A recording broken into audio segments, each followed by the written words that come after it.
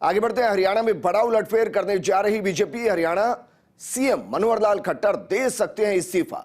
जानकार सूत्रों के हवाले से बड़ी खबर, आज मुख्यमंत्री पद से इस्तीफा दे सकते हैं मनोहर लाल खट्टर। हरियाणा में आज होगी विधायक दल की बैठक। बीजेपी ने अर्जुन मुंडा, तरुण चुग को प्रवेशक नियुक्त किया है। सीएम की रेस में संजय भाटिया, नायब सैनी का नाम आगे है। करनाल से लोकसभा चुनाव लड़ सकते हैं मनोहर लाल खट्टर। इस वक्त की बड़ी खबर, दूसरा कार्यकाल बतौर मुख्यमंत्री मनोहर लाल खट्टर का। हालांकि हरियाणा की राजनीति थोड़ी जटिल है और हरियाणा की सियासत अमूमन जाट लैंड के इर्द गिर्द घूमती है।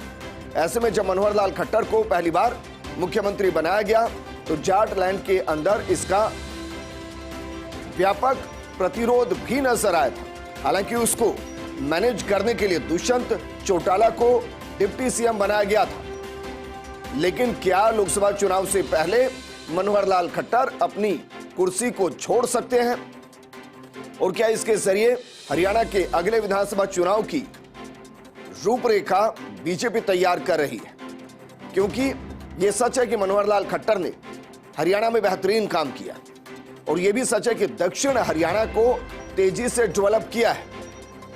10 साल पहले के आप दक्षिण हरियाणा को देखेंगे और आज के दक्षिण हरियाणा को देखेंगे तो आप उसमें एक बड़ा परिवर्तन दिखाई देगा। लेकिन जब आप जाट लैंड की तरफ जाएंगे, कुरुक्षेत्र, करनाल, रोहतक, उधर डेवलपमेंट थोड़ा कम हुआ।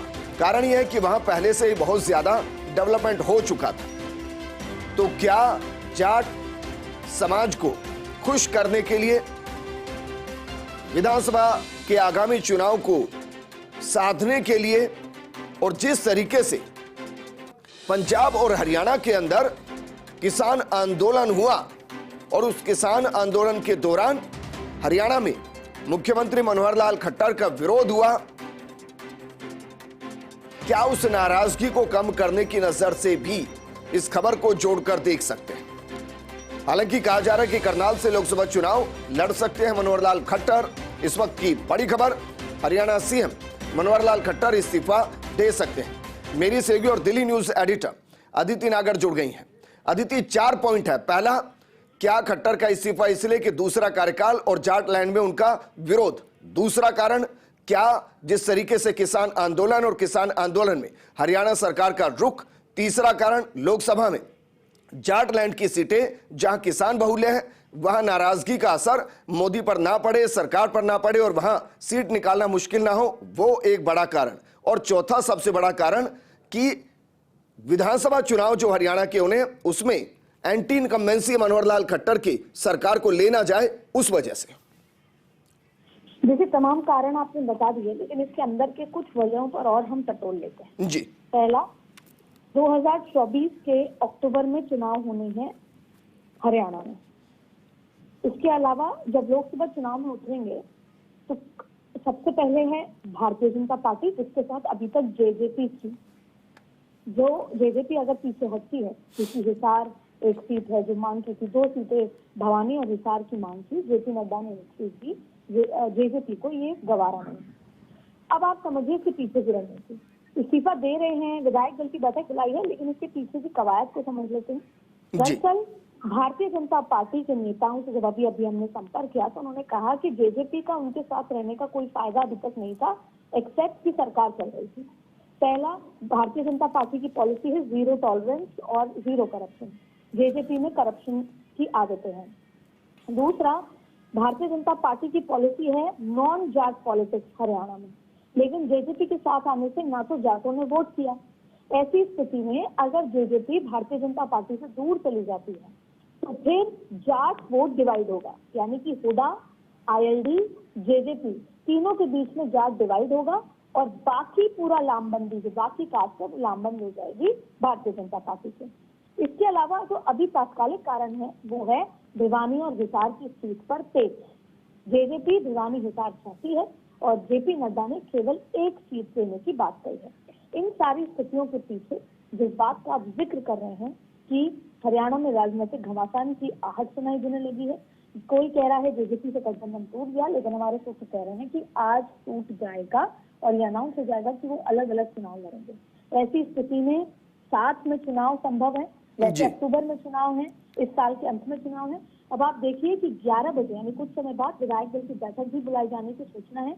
वहीं 7 निर्दलीय विधायकों को भी खास तौर पर बैठक में शामिल होने के लिए कहा गया। यानी भारतीय जनता पार्टी 100 जो हुडा है, जो बड़े एक्टर हैं, उनसे भी संपर्क किया। हालांकि उन्होंने चुनाव लड़ने से मना कर दिया, लेकिन फिर फोगाट से लेकर जो बड़े बॉलीवुड या फिर बड़े जो सेलिब्रिटीज हैं हरियाणा के जाट, उनके साथ संपर्क करने की कोशिश की जा रही है जी। इसके साथ साथ जो सबसे महत्वपूर्ण बात है वो है 7 निर्दलीय विधायकों को खास तौर पर बैठक में बुलाने की बात, जिसको लेकर भाजपा हरियाणा के प्रभारी विप्लव देव भी चंडीगढ़ पहुंच गए हैं। साथ ही भाजपा के प्रदेश अध्यक्ष नायब सैनी भी इस बैठक में मौजूद रहकर निर्दलीय विधायकों के साथ बैठक कर रहे हैं। और इस समय बीजेपी के नेता और राज्य के उप मुख्यमंत्री दुष्यंत चौटाला ने भी अपने विधायकों की दिल्ली में बैठक बुला ली है, और जिसमें आने वाले समय की रणनीति पर चर्चा की जा रही है और सरकार के समर्थन देने के मुद्दे पर भी विचार किया जा सकता है। और साथ में देखिए, अगर हम आंकड़ों को समझे तो भाजपा के पास 41 विधायक हैं और जेजेपी के पास 10 विधायक हैं, कांग्रेस के 30 विधायक हैं और 1 इनेलो और 7 निर्दलीय विधायक हैं। हरियाणा में विधानसभा में कुल 90 सीटें हैं। ऐसी स्थिति में अगर निर्दलीय भाजपा के साथ आते हैं तो भी सरकार में काफी कुछ जो है सीटें की स्थिति नहीं आएगी। तो देखिए, पूरा घमासान हरियाणा में शुरू हो चुका है, जिसको लेकर एक तरफ चंडीगढ़ और एक तरफ बिल्कुल अदिति, बहुत बेहतरीन तरीके से आपने वहां की सियासत को समझाया। लेकिन अक्सर बीजेपी के लिए, वर्तमान बीजेपी के लिए कहते हैं कि कुछ भी संभव है। आपको कोई भी उदाहरण ऐसा दिखाई दे रहा है जहां सिटिंग एमएलए को लोकसभा का चुनाव लड़ा दिया जाए, माफ कीजिएगा, सिटिंग मुख्यमंत्री को लोकसभा का चुनाव लड़ा दिया जाए? पूर्व मुख्यमंत्री तो कई बार लड़ चुके हैं। देखिए, सिटिंग जिन मुख्यमंत्री का जिक्र कर रहे हैं, जाहिर तौर पे आपने जब शुरुआत में बातचीत शुरू की थी तब एंटी इनकम्बेंसी की बात कही थी जी। और लंबे समय से जो अभी फिलहाल हेल्थ मिनिस्टर हैं उनको मुख्यमंत्री, वो भी पंजाबी हैं, उनको मुख्यमंत्री बनाने की बात चल रही थी। और मनोहर लाल खट्टर किसी 2 बार के सीएम हैं और अभी हरियाणा में चुनाव भी हालिया में है। ऐसी स्थिति में जो एंटी इनकम्बेंसी है उसको हटाने के लिए भारतीय जनता पार्टी का ये पहला प्रयोग नहीं है जी। पूरी की पूरी कैबिनेट मुख्यमंत्री सहित गुजरात में हटा दी थी।